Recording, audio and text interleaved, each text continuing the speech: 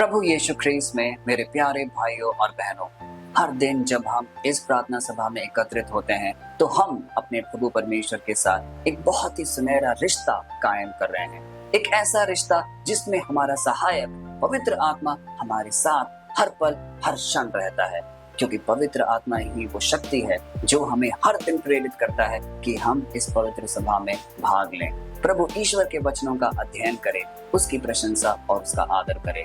हम इन सब के लिए अपने प्रभु परमेश्वर को तहे दिल से धन्यवाद दें। आज का वचन जो हम अध्ययन करने जा रहे हैं वो हमें यह सिखाता है कि किस प्रकार हम अपने परमेश्वर में एक आश्रय, एक भरोसा पा सकते हैं, क्योंकि इस रोजमर्रा के जीवन में कोई भी ऐसा व्यक्ति या कोई भी ऐसी चीज नहीं है जो हमें पूर्णतः विश्वास दे कि हम सुरक्षित हैं, क्योंकि हम सब एक दौड़ के भागी हैं। हम सब दौड़ रहे हैं एक स्थान तक पहुंचने का, उस स्थान में पहुंचने के बाद फिर अगले स्थान की ओर हमारी होड़ रहती है और ये दौड़ चलती ही जाती है। हमें एक ठहराव की जरूरत है और वो ठहराव देता है प्रभु परमेश्वर का सानिध्य, क्योंकि वो हमें कहता है कि मेरे पास आओ और मैं तुम्हें आराम दूंगा, मैं तुम्हें सुरक्षित रखूंगा, मैं तुम्हें वो सारी चीजें बताऊंगा जो तुम्हारे जीवन में जरूरत है। तो आइए, जैसे हम इस वचन का अध्ययन करने जा रहे हैं, प्रभु ईश्वर से ये पूछे कि हे परमेश्वर, आप मेरे जीवन में क्या दिखाना और समझाना चाहते हैं, और इस प्रकार हम प्रभु परमेश्वर के पुत्र पुत्रियां कहलाएंगे। आइए इस वचन का अध्ययन करें। आज का वचन लिया गया है निर्गमन ग्रंथ अध्याय 14 पद संख्या 14 और 15। वो इस प्रकार है, तुम लोगों को शांत रहने के अतिरिक्त और कुछ नहीं करना है, यहोवा तुम लोगों के लिए लड़ता रहेगा। तब यहोवा ने मूसा से कहा, तुम्हें मुझको पुकारना नहीं पड़ेगा, इज़राइल के लोगों को आगे चलने का आदेश दो।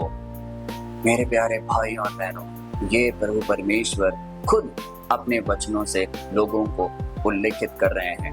पहला वचन जब वो कहते हैं तुम लोगों को शांत रहने के अतिरिक्त और कुछ नहीं करना पड़ेगा, तो साफ साफ ये दिशा निर्देश है उन लोगों को कि तुम लोग अपने जीवन में एक स्थिरता लेके आओ, शांत रहो, हड़बड़ाओ मत, परेशान मत हो, क्योंकि उस समय इजराइलाइट्स के सामने जो इजराइल जनता थे उनके पीछे फारो की आर्मी थी और आगे लाल समुद्र था। इजराइल जन ये नहीं जान पा रहे थे कि उन्हें क्या करना है, वो हड़बड़ा गए थे, वो परेशान हो रहे थे, और उस समय प्रभु ईश्वर का ये आश्रय देने वाला वचन उनके सम्मुख आता है और बताता है तुम लोग शांत रहो, स्थिर रहो, दृढ़ रहो। प्यारे भाई और बहनों, यह वचन हमें भी बहुत कुछ आज सिखाता और पढ़ाता है, क्योंकि हमारे जीवन में भी कई चीजें ऐसी घटनाएं होती हैं जहां हमारा जीवन अस्त व्यस्त हो जाता है। हो सकता है कुछ कर्ज जो हमने लिए हैं, हो सकता है कोई एक्सीडेंट जो हमारे जीवन में प्रभाव डालता है, हो सकता है कि जो आसपास के लोग जो हमारी आलोचना करते हैं, जो हमें प्रताड़ित करते हैं, इन सब के कारण हमारा जो मानसिक स्थिति है वो खराब हो जाता है और हम दिन प्रतिदिन एक गहरे गर्त की ओर गिरने लगते हैं।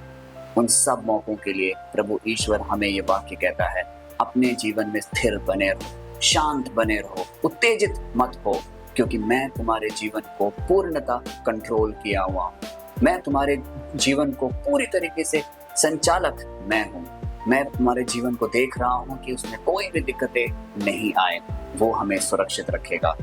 दूसरा आश्रय वचन जो हमें यह वर्ष बताता है वो ये है, तब यहोवा ने मूसा से कहा, तुम्हें मुझको पुकारना नहीं पड़ेगा, इज़राइल के लोगों को आगे चलने का आदेश दो। प्यारे भाइयों और बहनों, पहले वाले वर्ष में जब हमने देखा, जब ईश्वर ने कहा स्थिर रहो, शांत रहो, कुछ भी मत करो, ऐसे ही रहो, इसका मतलब ये नहीं है कि हम अपने आप को आलसी बना दें, हम कोई कदम ना उठाएं अपने जीवन में और सब कुछ होता रहेगा। परंतु अगले ही क्षण, अगले ही वर्ष में प्रभु ईश्वर बोलते हैं, इज़राइल के लोगों को आगे चलने का आदेश दो। हमें अपना कार्य एक नियमित रूप से करते रहना पड़ेगा और ईश्वर इन सब के बीच हमारे साथ चलेंगे, हमें सामर्थ्य देंगे, हमें रास्ता दिखाएंगे, हर कठिनाइयों से हमें पार कराएंगे।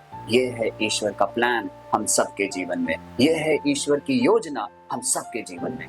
हमें इस बात का एक पूर्ण रूप से ज्ञात होना चाहिए, क्योंकि जो व्यक्ति अपने जीवन में आलस में पड़ा रहेगा, जो सोचेगा कि मैं सिर्फ प्रार्थना करूंगा और मेरे जीवन में सब कुछ भला हो जाएगा, मैं कोई कदम नहीं उठाऊंगा, तो हो सकता है वो अपने आप को अंधकार में रखा हो, क्योंकि प्रभु ईश्वर का वचन ये कहता है, अपने कर्म में कोई कमी मत रखो, अपने परिश्रम में कोई कमी मत रखो, निरंतर आगे बढ़ते चलो, और यदि तुम्हें कोई कठिनाइयां आएंगी, यदि तुम्हें कोई ठोकरें पड़ेंगी, तो मैं तुम्हारे साथ हूँ। निश्चय रहो, स्थिर रहो, सुदृढ़ रहो, क्योंकि परमेश्वर तुम्हारे साथ है।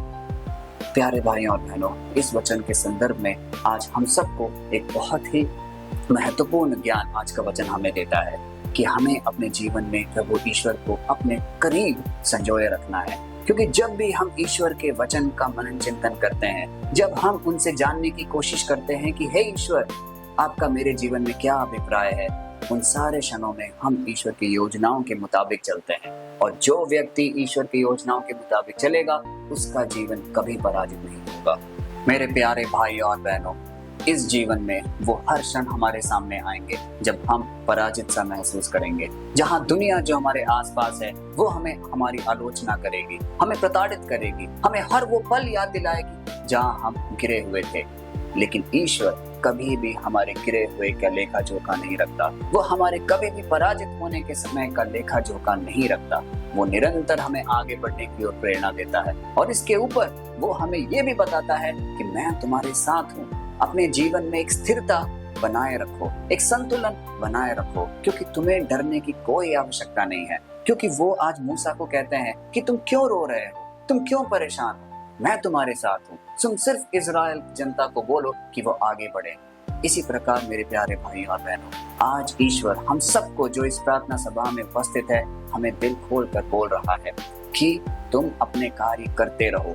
जो भी दिक्कतें आ रही हैं मैं देख रहा हूँ, जो तुम परेशानी से गुजर रहे हो मैं भली भांति उसको देख रहा हूँ और मेरे संज्ञान में है। तुम निरंतर आगे बढ़ते रहो, परेशान मत हो, हताश मत हो, क्योंकि मेरा चमत्कारी हाथ तुम्हारे ऊपर हमेशा बना रहेगा और तुम्हारा जीवन परिवर्तित होगा। तो आइए इस अटूट विश्वास के साथ, इस भरोसे के साथ हम प्रभु ईश्वर के सामने इस छोटे से प्रार्थना के माध्यम से सामने आए। इस प्रार्थना में बढ़ने से पहले हम वो सारे निवेदन, वो सारी आवश्यकताएं अपने जहन में लाएं जिन्होंने हमारे लिए प्रार्थना करने के लिए कहा है। वो सारे निवेदन जो हमारे परिवार जन के हैं, हमारे अपने खुद के हैं, उन सबको प्रभु ईश्वर के चरणों में हम अर्पित करें। क्योंकि जब भी हम दूसरों के लिए प्रार्थना करते हैं, प्रभु ईश्वर उसकी सुध ही लेता है और हमारे सारे प्रार्थनाओं का उत्तर हमें अवश्य मिलेगा। आइए प्रार्थना करें। हे परम प्रिय पिता परमेश्वर, आप हमेशा, हर क्षण, हर पल हमारी सारी आवश्यकताओं को देखते और परखते हैं। आप देख रहे हैं कि हम किस दर्द और किस मुसीबत से हम गुजर रहे हैं। हमारे जीवन में जो भी कठिनाइयां हैं, जो भी मुश्किल के समय हैं, जिस बीमारी के लिए भी हम राहत चाहते हैं, आप सब देख रहे हैं। आपके संज्ञान में हर वो चीज़ है जो हमें दिक्कत पहुंचा रही है।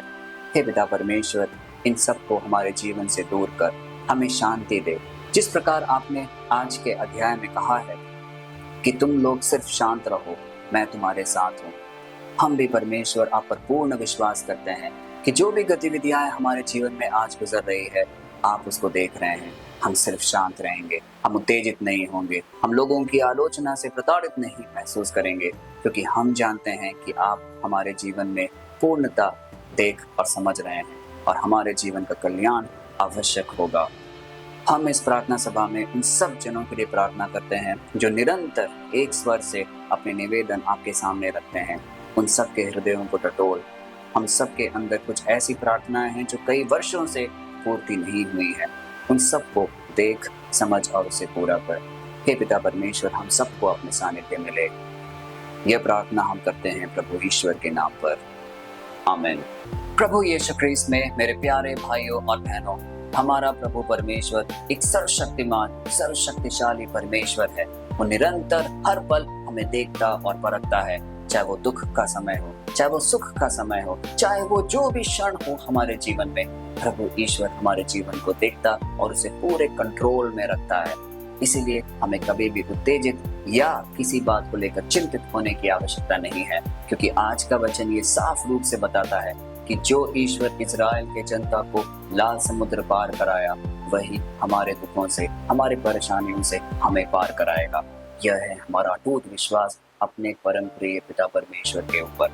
आइए इस वचन को ज्यादा से ज्यादा लोगों तक हम बांटें और शेयर करें, क्योंकि हर वह व्यक्ति जो इस वचन को देखेगा, सुनेगा और उसका जीवन चेंज होगा, परिवर्तित होगा, तब हम एक प्रेरित कार्य का भाग बनेंगे और ईश्वर हमें निरंतर देखेगा और हमें कई आशीषों और वरदानों से भरेगा। कल फिर मिलते हैं, तब तक के लिए आप सबको प्रभु परमेश्वर की कृपा, अनुकंपा और क्षमा में समर्पित करते हैं। आमीन।